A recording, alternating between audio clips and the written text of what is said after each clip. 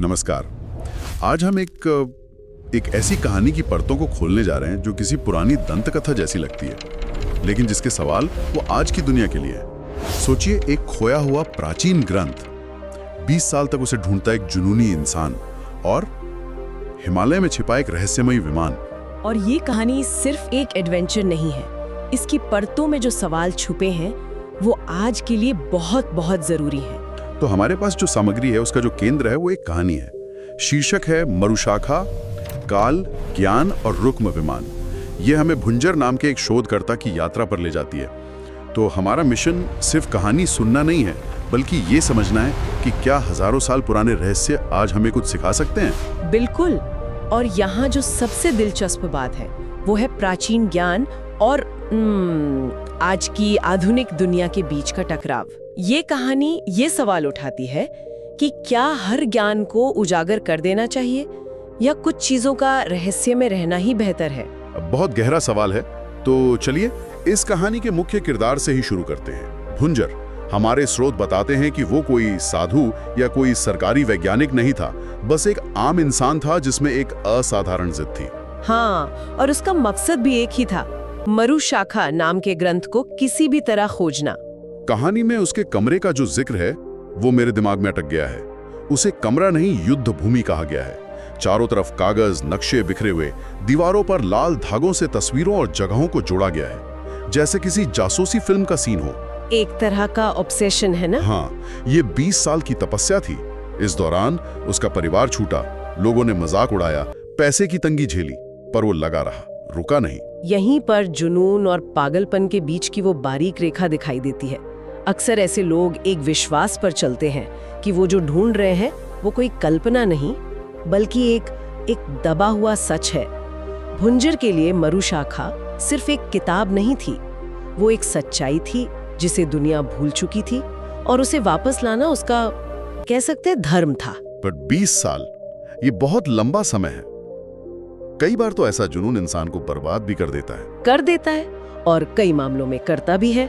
लेकिन इतिहास गवाह है कि ज्यादातर बड़ी खोजें ऐसे ही पागलपन की देन होती हैं। जब सब कह रहे होते हैं कि ये नामुमकिन है, तब कोई एक भुंजर जैसा इंसान होता है जो कहता है, मैं इसे ढूंढ कर रहूंगा। और उसका यही विश्वास उसे उस सुराग तक ले गया, है ना? हाँ, वही अटूट विश्वास। और वो सुराग भी बड़ा काव्यात्मक है। एक रात पुराने श्लोकों का अनुवाद करते हुए उसे एक पंक्ति मिलती है, जहां श्वास भी मंत्र बन जाए, वहीं छुपा है आकाश का द्वार। क्या बात है!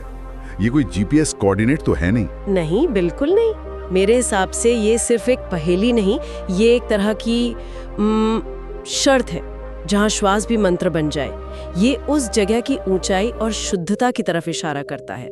मतलब इतनी ऊंचाई पर जहां हवा इतनी कम हो कि हर सांस एक कोशिश लगे, एक साधना बन जाए। मतलब ज्ञान तक पहुंचना आसान नहीं होगा। बिल्कुल, वो शारीरिक और मानसिक दोनों स्तरों पर आपकी परीक्षा लेगा। और भुंजर इस परीक्षा में पास हो जाता है। वो हिमालय की एक अनजान घाटी में पहुंचता है। 3 दिन और 3 रात की खोज के बाद उसे एक चट्टान की दीवार मिलती है, और एक खास निशान दबाते ही वो दीवार खिसक जाती है और एक गुप्त दरवाजा खुल जाता है। ये सब सुनने में किसी फिल्म जैसा लगता है। और वो दरवाजा वो सिर्फ पत्थर का नहीं है, वो एक प्रतीक है, एक दुनिया से दूसरी दुनिया में जाने का रास्ता। एक ऐसी दुनिया जहां आज के विज्ञान के नियम शायद लागू नहीं होते। उस दरवाजे के अंदर का नजारा वो भुंजर के 20 साल के संघर्ष को सही साबित कर देता है। अंदर की दीवारों पर वही यंत्र खुदे हुए थे जिनका जिक्र मरुशाखा में था। एक सपने के सच होने जैसा पल। हाँ, और यहीं से कहानी का सबसे हैरान करने वाला हिस्सा शुरू होता है, रुक्म विमान का निर्माण। और जिस तरह से वो बनता है वो आज की इंजीनियरिंग से बिल्कुल अलग है। इसमें तांबा, पीतल, पत्थर और कुछ अनोखे क्रिस्टल्स का इस्तेमाल होता है। कोई बिजली नहीं, कोई पेट्रोल नहीं, कोई इंजन नहीं, सिर्फ कुछ घूमने वाले वलय, यंत्र और मंत्रों का इस्तेमाल। मतलब क्या सिर्फ ध्वनि से एक मशीन उड़ाई जा सकती है? आज का विज्ञान तो शायद यही कहेगा कि ये मुमकिन नहीं है, लेकिन ये कहानी एक वैकल्पिक लिपि विज्ञान की संभावना दिखाती है। एक कॉन्सेप्ट है साइमैटिक्स।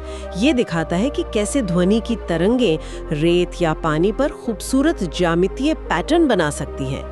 मतलब ध्वनि का पदार्थ पर सीधा असर होता है। अच्छा। ज़्यादा उन्नत था। क्या हो अगर मंत्र सिर्फ प्रार्थना न हो, बल्कि एक तरह की सोनिक इंजीनियरिंग हो, ऐसी आवृत्तियां जो पदार्थ के अणुओं को प्रभावित कर सकती हैं। ये तो सोचने का एक बिल्कुल नया नजरिया है। और कहानी में एक और डिटेल है जो आपकी बात को सपोर्ट करती है। जैसे जैसे भुंजर विमान बनाता है, दीवारों पर लिखे श्लोक वो चमकने लगते हैं। हाँ, ऐसा लगता है जैसे वो ज्ञान सिर्फ लिखा हुआ नहीं है, बल्कि वो उस निर्माण प्रक्रिया में हिस्सा ले रहा है, उसे ऊर्जा दे रहा है। बिल्कुल। ज्ञान और वस्तु यहाँ एक दूसरे से जुड़े हुए हैं। वो श्लोक सिर्फ निर्देश नहीं है, वे उस तकनीक का ऑपरेटिंग सिस्टम है एक तरह से। और फिर आता है वो पल जिसका भुंजर ने 20 साल इंतजार किया था। पहली उड़ान। वो एक प्राचीन मुख आवरण पहनता है और जैसे ही यंत्र घुमाता है, पूरा कक्ष एक सुनहरी नीली रोशनी से भर जाता है। और फिर वो रुक्म विमान धीरे धीरे हवा में उठने लगता है। पत्थर कांपते हैं और वो गुफा की छत से बाहर निकलकर खुले आसमान में आ जाता है। सोचिए वो नजारा, नीचे बर्फ से ढका हिमालय और चारों तरफ बादल। कहानी कहती है भुंजर रो नहीं रहा था, पर उसकी आत्मा कांप रही थी। 20 साल का अकेलापन, संघर्ष, विश्वास, सब उस एक पल में सफल हो गया। ये सिर्फ एक मशीन की उड़ान नहीं है, ये एक इंसान के विश्वास की उड़ान है। ये उस दबे हुए सच के उजागर होने का पल है। लेकिन